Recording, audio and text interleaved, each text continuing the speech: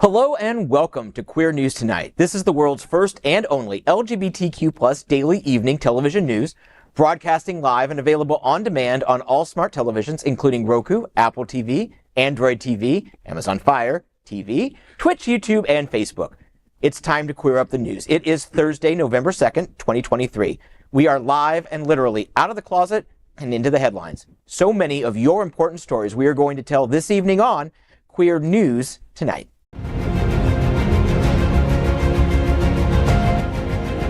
This is the world's first live daily LGBTQ evening news show, literally out of the closet and into the headlines on Queer News Tonight with Al Ferguson.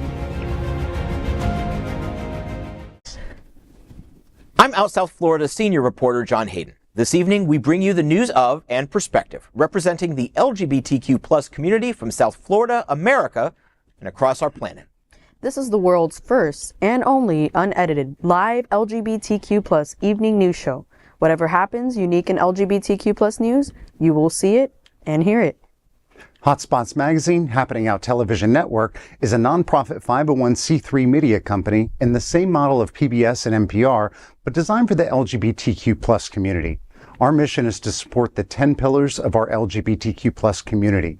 We want to inform and educate the key issues of our Black community, Latino, lesbians and queer women, trans, students, youth, seniors, HIV/AIDS healthcare, business, social justice, and faith. Help us support our community. We are part of one of the largest LGBTQ plus media companies in America, Hotspots Magazine and Happening Out Television Network. Our magazine is celebrating 38 years of the LGBTQ plus experience, and our television news, talk, and entertainment shows support our mission to educate the LGBTQ plus and broader community. Well, it's Thursday, which means it's almost Friday, so the weekend's here. Let's meet tonight's panel, and we begin with Bad Papi, a Latin-A gender-fluid drag artist redefining what it means to be trans and non-binary in the Latin community. Bad Papi is also the executive director of Reflect Collective, a nonprofit serving QT/POC survivors of sexual and domestic violence. Bad Papi is an icon in the Latin LGBTQ plus community and is and will forever be known as the baddest Papi in town. Welcome. Thank you so much for having me. Again, we have to remember November 17th. You know what it is. You know what it is, right? Friday. No, Gender Chill. What's a Friday, though? It is a Friday, but it's a gender. So we have Gender Chill. It's going to be an amazing queer fashion show. Queer students, queer communities going to come, model, wear their stuff, strut their stuff on the catwalk, and, it's going to be a fun night. So come out, support us. Absolutely. Friday, November 17th. More details are available on the Gay Agenda. Let's welcome Mark Pettitt, a pioneering traveler who coordinated the very first gay pride parade on the continent of Antarctica. He is also a former Mr. Sawmill Leather Sir. He and his husband Luke run Links by Luke, the chainmail harness and pride accessory shop. He's also quite verse. Welcome, Mark. I didn't say I was versed, but the harnesses certainly are. If you would like to come and see more of them and some really beautifully handmade gear here, we will be at the Wilton Art Walk on Saturday the 18th, 6 to 8 or 9 o'clock, right in front of apartment 9F. So I have to ask a question because I've said it several times. I've never asked. How did you book the penguins? People always joke like, oh, was it you and a couple of gay people and a few penguins? And it actually was. I just looked up and saw that it had never been done. We were going with a group to Antarctica. And so we brought flags and set up the parade. There were like maybe a dozen of us, but as we lined up, there was one penguin that broke out from the crowd. He's in the videos and the pictures. He's Randy the gay penguin. So it literally was just a couple of gay people, flags, and a gay penguin that came along with it. Well, and Randy makes 3. That's not very cool. Up next, Dr. Tai Houser, a professor of English and Humanities at Broward College, and he teaches in the College of Business at FAU.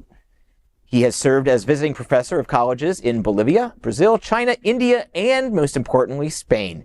Tai owns Linden Bridge, LLC, an educational experience company. Good evening, Tai. Good evening, everyone. And I want to say a special shout out to my folks across the pond this weekend. Leave a penny for the guy on Bonfire Night, the 5th of November, and burn something down. Just a penny for a guy? That's what you do. You leave a penny for the guy. Guy Fawkes? No? Guy Fawkes, fireworks, all that. Yeah. I was thinking I was going to get the bargain of a lifetime on a date.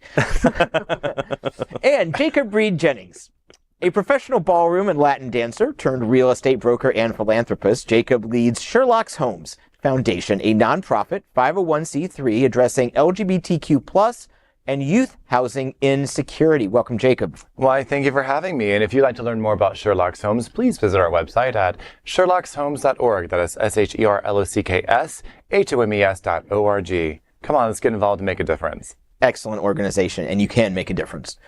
We are the reporters for Queer News Tonight, and this evening we begin with the queer headlines. The LGBTQ community in South Florida and across America is diverse. Our community around the world is vast. Here are the bullet points of the queer news for today, Thursday, November 2nd. And we begin queering up the worldview. Queer News Tonight, historic live broadcast from Athens Temple of Poseidon on Tuesday, November 14th. The Queer News Tonight team strives every day to bring you the latest news from the LGBTQ+ community in South Florida, America, and around the world. We are going to report live for 11 days while traveling through Europe, Africa, and the Middle East. Your response to these special broadcasts have been amazing, and as a result, one of our live broadcasts will be from the beautiful Temple of Poseidon outside Athens on Tuesday, November 14. We bring you the top news from the LGBTQ+ community, no matter where we are. Make sure to stay tuned as we bring you the global headlines from some of the world's most historic locations. And I think the whole crew's either over there or in transit just about. I know the studio crew is wrapping up with us and then getting on a plane at ungodly hours or whatever. And, I think they have to fly coach. So God help them all for this long flight. There were two reasons why I didn't go. Number one, I don't fly coach. And number two, the Temple of Poseidon, I don't like to get wet. I just cannot So wait. I said your exes. Ouch. It's a harsh show. I just cannot wait to see Fay What in Athens. If she did not bring some kind of Grecian flowing gown to take a picture there, I will be very disappointed. So Fay What, you are on notice. We want pictures. Oh yeah, absolutely. And also, Greece, I mean, the history is pretty gay, let me tell you. Let me tell you. So it's like a great thing that y'all are broadcasting from there. To quote John Travolta, Greece is the word. Oh, good Lord. Next, let's queer up entertainment. Actress Annette Bening warns those who would attack her trans son. Annette Bening had a defiant message for foes of LGBTQ+ rights and equality in the United States, specifically political leaders targeting the trans community. While accepting the Advocate Award from GLSEN's Rise Up LA benefit, the four-time Oscar nominee said, quote, "You do not want to make this mama mad," end quote. Bening, mother of a trans son, Stephen Ira, spoke about why she's become increasingly vocal in advocating for the trans community. Bening told a story about a friend who has a trans child and until recently lived in Texas, but moved her family to California due to Republican Governor Greg Abbott's directive that gender-affirming care is child abuse.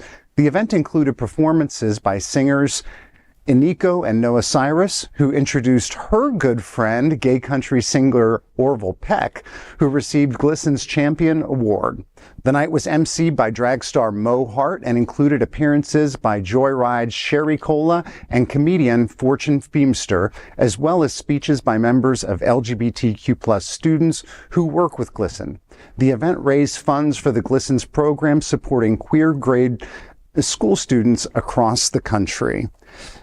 You know, my very first few gay pride parades that I went to, I saw some people there with the free mom hugs, free dad hugs.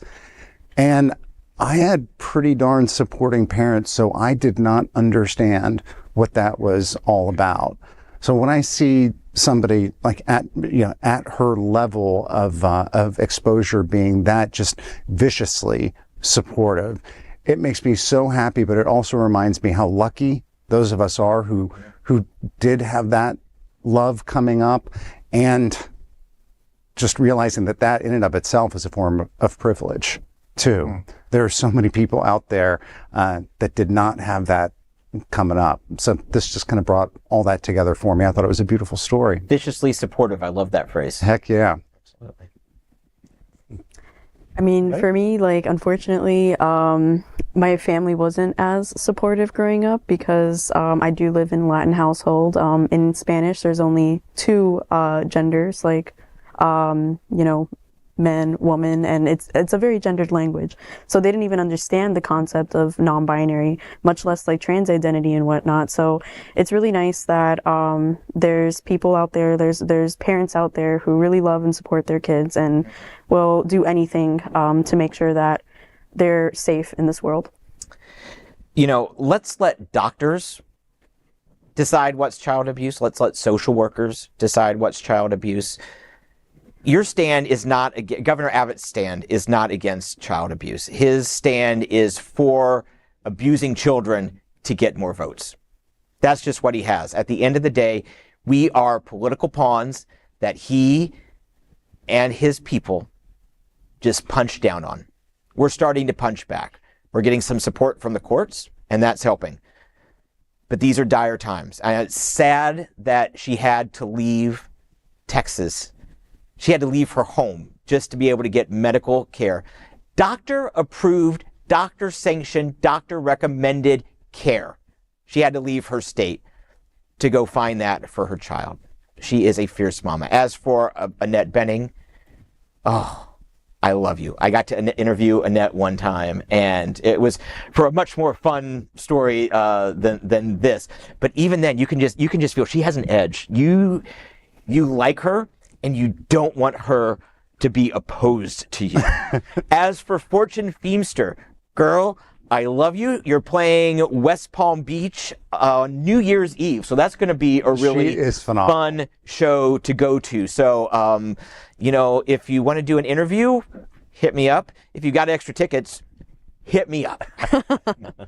Well, next, let's queer up LGBTQ plus civil rights.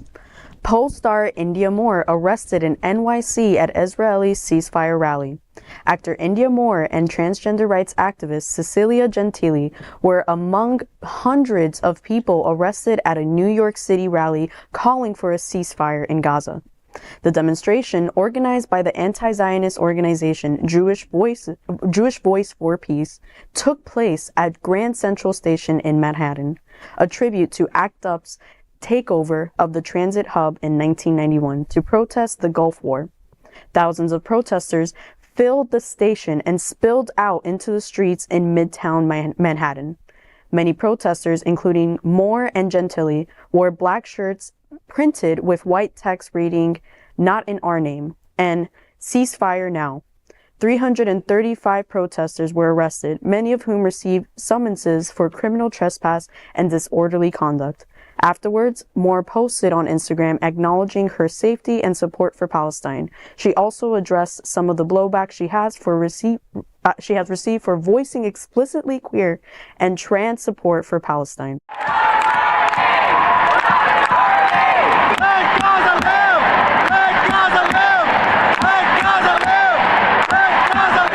My name is India Moore.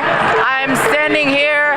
I'm resisting and protesting in solidarity with Jews, trans people, queer people, black and brown victims of colonization, and Americans just like you and I to stand against our tax dollars being used to decimate Palestine.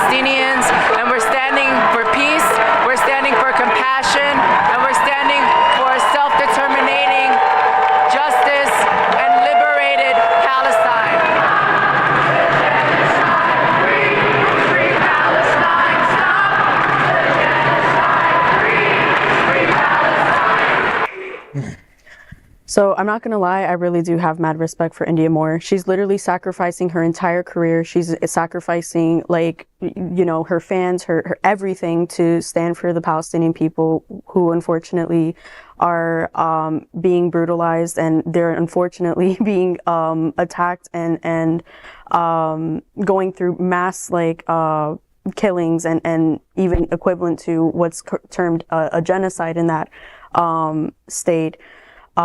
Just to, you know, basically speak out for these people who have no voice. And I really have mad respect for that, because, you know, to literally go against, like, a country, because, you know, generally people are for Israel and for, you know, the war and whatnot, to go against all those voices, and to, as a Black trans woman, you know, like, dealing with police and protests, like that is a really strong move on her part, and I have mad respect for that woman.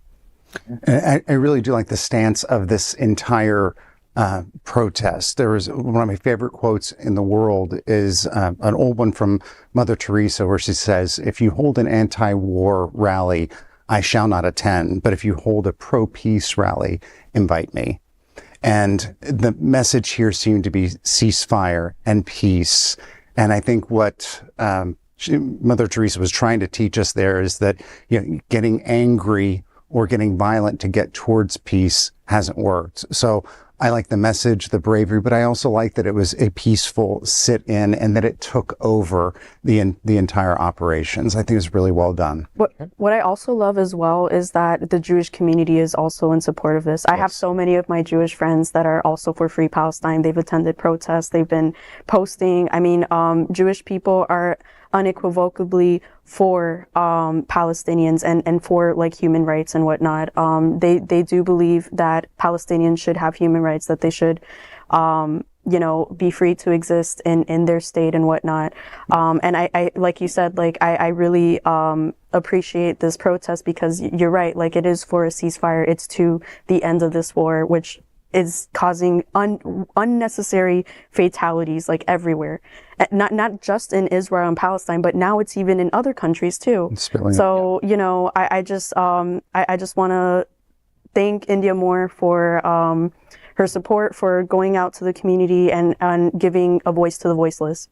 It's unfortunately, it's one of those never-ending cycle kinds of things. As soon as you meet violence with violence, you cause more violence. And obviously, Israel has a right to defend itself, and obviously the Palestinian people have a right to live without their human rights being violated. But as you just said, I mean, violence met violence one day, and it's spreading. And we need to spend more time developing things like peace studies programs. I know that that's a small but growing movement in academia. But peace studies programs are really, the idea there is to say, okay, how do we do these things without causing more violence? Because once violence gets involved, shame gets involved, and once they get together, they never part. Yeah, and you can't bring back all those lives. Right. You just can't. You can't snap your finger and be like, poof, like, they're back. Like, it's done. Yeah. It's done. Jacob? I feel like we're not getting all the information, so I think any of our opinions are going to be incomplete until we actually know more. I do not necessarily agree nor disagree with this story. I would just like to see an actual honest and transparent account of what's going on before I make many decisions myself. Yeah, it's going to be really difficult to find out. Very fair. I've got a couple issues. First, I don't like invoking ACT UP. They were such a movement of their moment. And yes, their legacy, what they taught us is important, but I'm not fond of going down that rabbit hole and using them, even if imitation is a sincere form of flattery. That just kind of strikes me the wrong way. As far as Palestinians, they're victims of Hamas. You know, the Hamas terrorist organization, and that's what they are. They're not a state. Palestine is essentially a state. Hamas became basically this shadow government that operated with allies in the halls of government. Absolutely, we want peace, but we can't have compassion that will only lead to more oppression. We have to make sure that we have a situation that's workable. And until both sides feel safe, until the Palestinians feel safe to throw off their oppressor robes of Hamas, and until Israel feels safe that it can work with Palestinian organizations and Palestinians' government, we're not going to get anywhere. So we have to find peace, and we have to talk, but we also have to have the stage set for peace as well before we can really go forward. This is much older than just the few weeks that's been going on. This has been going on for decades and centuries. So it's millennia. Like this story is ongoing. It's not going to have a happy ending. It's not going to be quick. It's going to get bloodier. There is no winner in this. There's no good guy. There's only bad, and there are victims. Yes. Next, remember the victims. Next, we're going to queer up the worldview. U.S. cuts economic ties to Uganda after Kill the Gays bill passes. President Joe Biden has announced a plan to end the U.S. relationship with Uganda and several other African nations over gross violations of human rights. Once implemented, the Central African Republic, Gabon, Niger, and Uganda will be frozen out of the African Growth and Opportunity Act, a U.S. policy that aims to promote economic growth in African countries. Part of the agreement says that to be eligible for aid, countries must not engage in violations of internationally recognized human rights or provide support for acts of international terrorism. The administration argues that Gabon and Niger have not established continual progress towards improving their human rights record, while the Central African Republic and Uganda have violated international human rights. In May, Uganda passed sweeping anti-LGBTQ+ rules dubbed the Anti-Homosexuality Act, banning homosexuality, causing a noticeable spike in anti-LGBTQ+ hate crimes and abuse. The law also introduces an aggravated homosexuality clause, which carries the death sentence. Calls for Biden to cut economic ties were first heard in July when California Congressman Robert Garcia said it was against the USA's fundamental principles to continue aiding Uganda. The sanctions start January 1st. There's always a lot of turmoil going on in Africa, especially when it comes to gay rights, homosexual rights, queer rights in general. And cutting aid is, I think, the right move. I mean, the reason why they're so, homophobic and anti-homosexual to begin with is because of these Christian evangelicals that came for the United States, went to Uganda and spread all this hate. Like that was like their breeding ground, basically. It's just a shame to see the amount of growth and development that's happened in Uganda, because I believe that they have been taking advantage of the funds in good ways. There's a lot of entrepreneurial development and leadership development among their younger people. But I hope that this is something that is easy for them to improve. That there's very clear steps of, what needs to change, what needs to happen. Because I think we do really want to be in that cradle of development very much, but we can't do it under these circumstances. Well, because the Chinese are also very much interested in being involved there. And obviously they don't have a huge... and where we leave, they fill in. That's exactly right. Exactly right. This battle has been going on for decades, going back to the Cold War. While we were actively fighting in Vietnam, Korea, Panama, various Caribbean countries, the proxy wars were being fought in development, in infrastructure. Mm-hmm. The Soviets at the time were coming in and building bridges. The Chinese come in and still are coming in to build water treatment plants, to build infrastructure. But that stuff isn't free. And it's certainly not out of the generosity of the Chinese People's Republic leadership, of the Russian leadership, or even Saudi money. Saudi money is starting to go in there because they want to grab oil and mineral rights beyond their own borders. So we have to take this, but it's one of those things like, what can you do? We can't just hand boatloads of money to a country that's going to execute people simply for being gay. To your point, you hope that there's a road back and steps that they can take to getting back in it. But my question is, do those leaders want it? When they can keep their bigoted views and take Chinese money? I wish I knew the answer to that. I know. I wish we all did. This is a tough foreign policy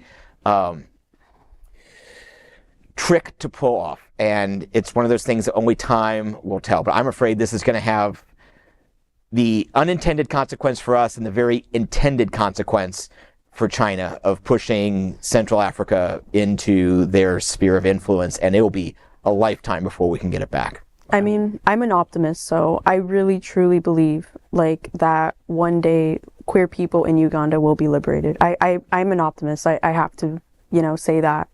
In the meantime, I hope we can find a way to get them safely out of their countries where they're trying to be eradicated and into better, more optimistic futures that they do have. They deserve a chance. And aggravated homosexuality is really pretty much being accused of trying to get someone to sleep with you if you're gay or same-sex, rather, where you could transmit any disease, or you could, someone who has disabilities, anything could really be considered aggravated homosexuality. And they actually killed the first person that was killed was a 20-year-old kid. The thing that's frustrating is they can say that about anybody who's outspoken and proud. So the people who have entrepreneurial or social consciousness in our community, they're the first to go. Let's get them an opportunity and exit them. Well, we might have to come up with some sort of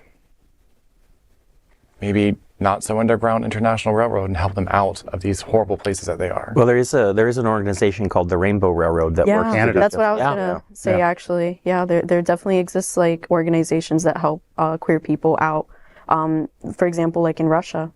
So that exists, and I have faith that these queer people will survive and thrive eventually. Okay. Next, let's queer up technology. Right-wing satire post about Leah Thomas goes viral, but doesn't check out.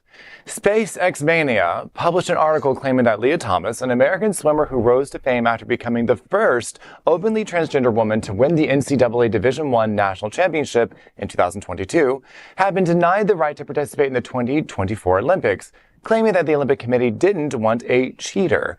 But in reality, this was absolutely not true. SpaceX Mania describes this output as being humorous or satirical in nature. The article notifies readers to be cautious and use their own judgment while reading and interpreting the satirical articles. However, when SpaceX Mania Facebook account posted the story, it garnered 22,000 likes and hundreds of transphobic comments, many praising the Olympic Committee for their decision. The International Olympics Committee is fine with Thomas competing in Paris Games next year, but the sport's governing body has barred transgender swimmers from competing in major women's events, including the Olympics. It has instead proposed an open category allowing for trans competitors, but nothing is official. Okay, I got something to say about this. Look, I understand that you might find it to be satirical and funny, but even when I clicked on the article, it was not clear that it was satirical and funny, and your guidelines are absolutely irresponsible. Just putting it out there. What you did also put someone's life at jeopardy, and as someone who has an LGBTQ nonprofit, we are not surprised to see nothing but hateful comments on social media because people can hide from there. It's not brave, it's not bold, and it's not news. But on a serious conversation, when it comes to actually having sports, I was talking to a good friend of mine about this just 2 days ago after our last broadcast. And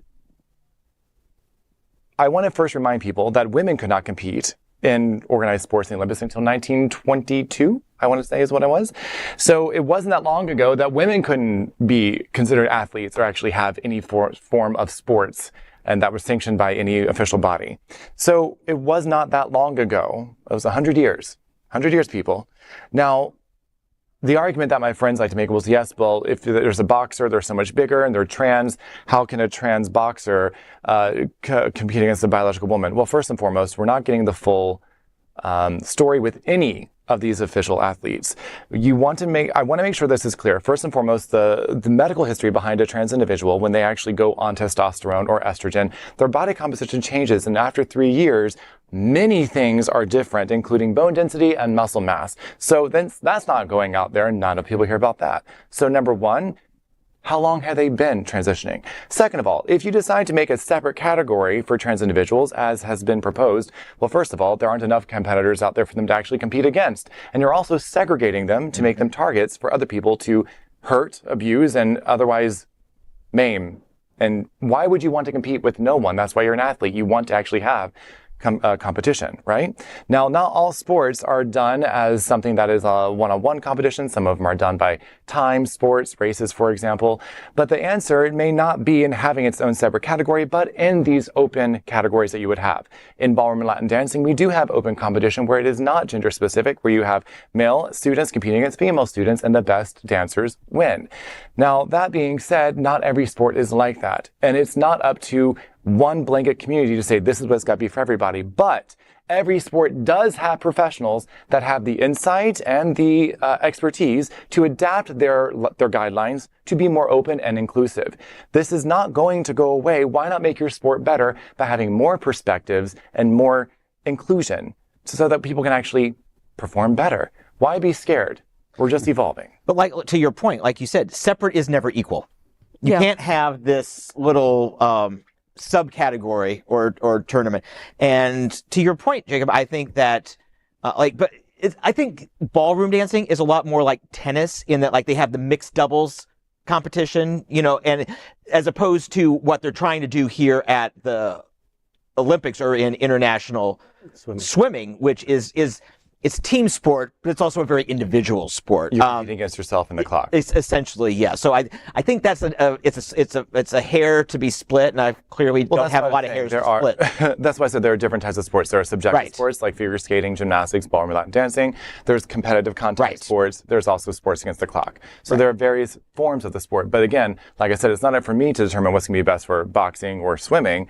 But there are professionals within that arena that do have the insight and the expertise to adapt the rules to be more inclusive. Absolutely. Well, Dr. Houser. I'm sorry. No. Go. I was just going to mention also that intersex people also exist too. So what categories do they fit in? I mean, there's have already been, and this mostly happens in POC, like to POC women. A lot of them have this intersex condition that's caused by PCOS, polycystic ovary syndrome, where they literally produce more testosterone than the average like female or whatnot.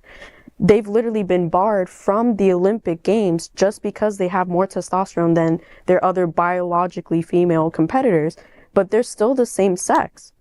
Right. And there are a lot of, and I don't want this to sound diminutive anyway, but there are a lot of quirks that you have to work out through. There are a lot of scenarios that will have to be worked out. But first, we just have to decide or recognize the equality of men and women. And trans men are men, trans women are women. Correct. And that is just it. Mark, I want to bring you in. I mean, just on a more kind of personal side of this, how many times does she need her name, her story, and her picture just being dragged through really negative media like this? I mean, my heart just goes out to her. As I don't think that this is satirical or that this is funny, kind of bringing back to your point, because she is the center of the conversation, already being made fun of and getting these weird suggestions of an other category.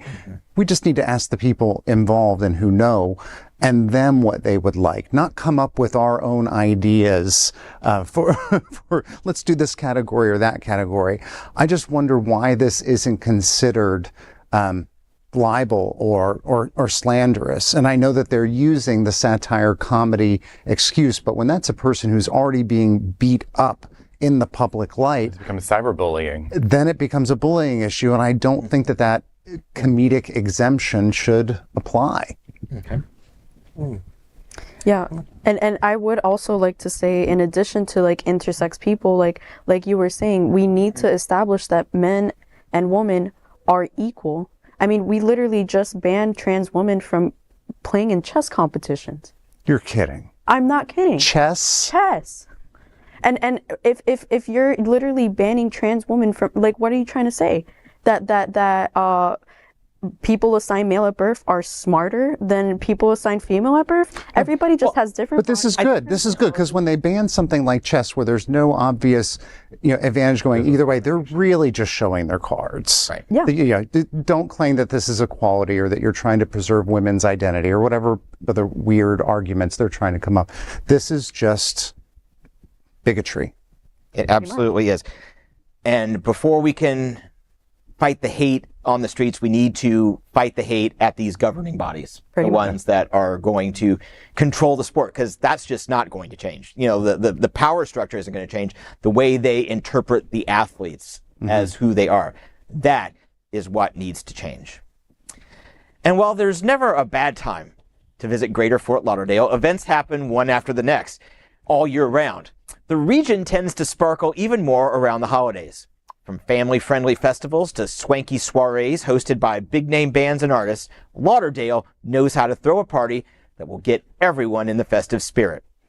The highlight of the holiday season is the seminal hard rock Winterfest Boat Parade, known as the best show on H2O. Visit Lauderdale. Everyone under the sun.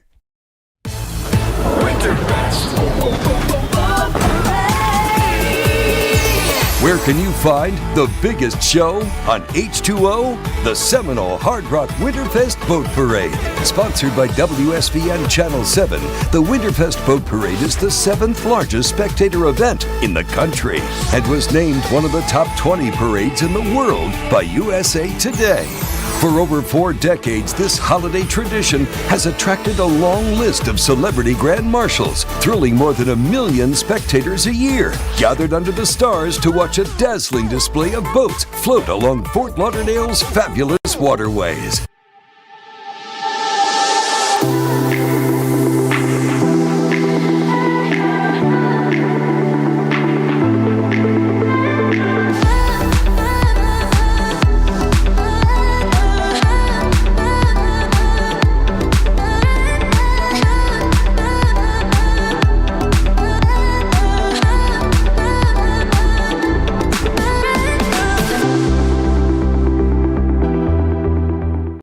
Next, we are proud of our special partnership with Sunshine Cathedral, the world's largest queer church here in Fort Lauderdale.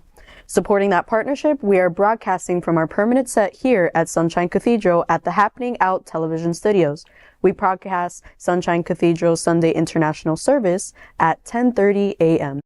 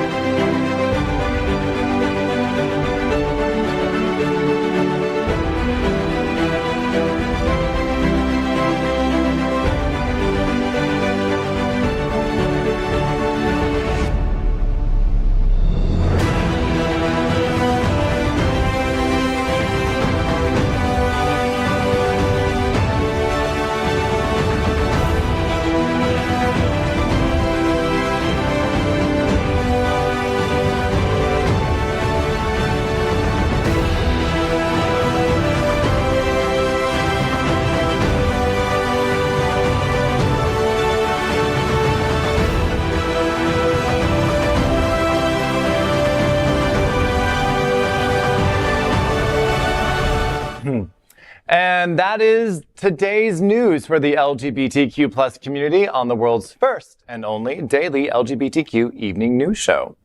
If our community is important to you, share this news with your friends and family. Are you, like most of America, part of our very large television audience watching this live LGBTQ plus news broadcast right now on Roku, Apple TV, Android TV, and Amazon Fire TV? Queer News Tonight is the only live LGBTQ plus digital television show in the world that is out of the closet and into the headlines. We need your support. If our community is to grow, we must tell our stories and bring them to the attention of the broader world. This is the only place in the world that tells these types of LGBTQ plus stories in motion and in sound. That is the passion of Hotspots Magazine, Happening Out Television Network, and Queer News Tonight. I'm John Hayden, and I have no idea what's going on right now. But on behalf of these LGBTQ plus reporters, the anchors of Queer News Tonight, including the baddest Papi of them all, Mark Pettitt, Dr. Tai Houser, and problem child, Jacob Reide Jennings. We will see you at Daily at 8 p.m. And don't forget, we're going to be broadcasting live from the best, most historical parts of the world in Europe, Asia, and the Middle East starting next week. But for now, to our LGBTQ plus world, we wish you a very Good night.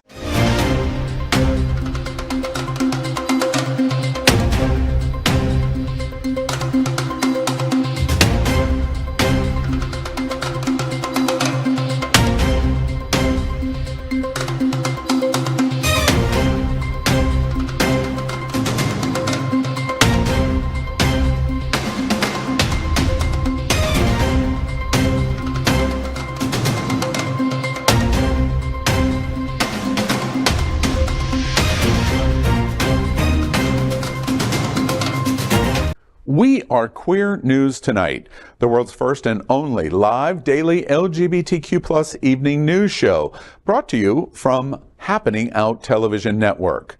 We operate in the same model of PBS and NPR, but for the LGBTQ plus community. We educate, inform, and entertain by supporting the 10 pillars of our LGBTQ plus community, with more than 100,000 a week watching us on Roku, Apple Television, and other channels. To keep the story going, we accept donations with 100% transparency. Stay updated and live authentically with Queer News Tonight.